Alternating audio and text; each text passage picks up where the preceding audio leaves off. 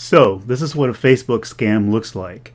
First of all, you'll get a text message on Facebook text messenger from someone that you know, who you recognize as being a responsible member of society, someone that you've worked with or somebody that you've done business with, something of that sort.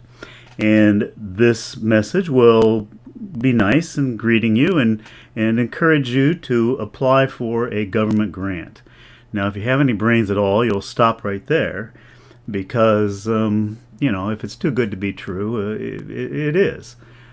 So I went too far on this, having just completed a film and incurred a lot of financial expenses and so forth.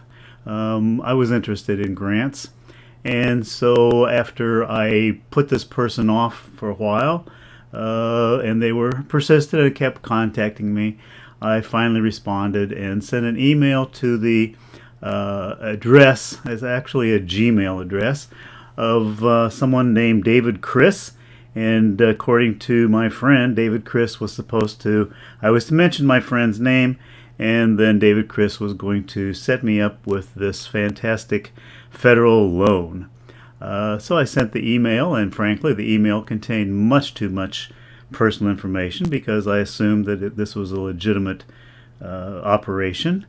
And the first thing that, looking back on this, the first thing that I always notice about these scams is that the English is very poor in many respects. Words are misspelled.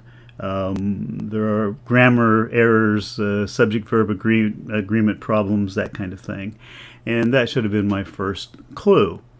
So I send off this email, and my gosh, immediately I get this email back with this certificate from this barrister, David Chris, saying, "Oh, by all means, you definitely qualify for this federal loan.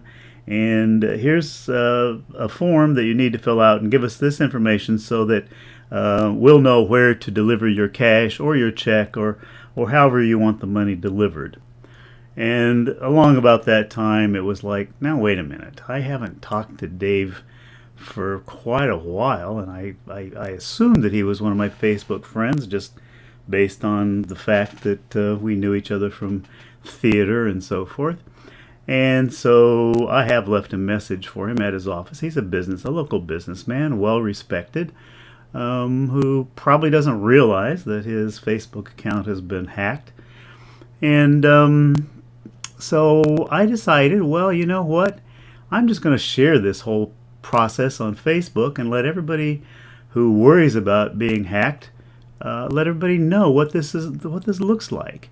I'm going to make this very, very public. Of course, I'll send a copy of this MP4 to the Oregon Attorney General's office, to the Consumer Fraud Division, and at this point, because of the information that I disclosed about my assumed business name and tax ID and so forth, at this point I think the IRS needs to be involved. So, we've been warned about this. It doesn't really have anything to do with the election or anything, but this is pretty mean stuff. These are people who are victimizing those of us who went through forest fires and so forth. So here you are, forewarned, be forearmed. Don't allow this to happen to you.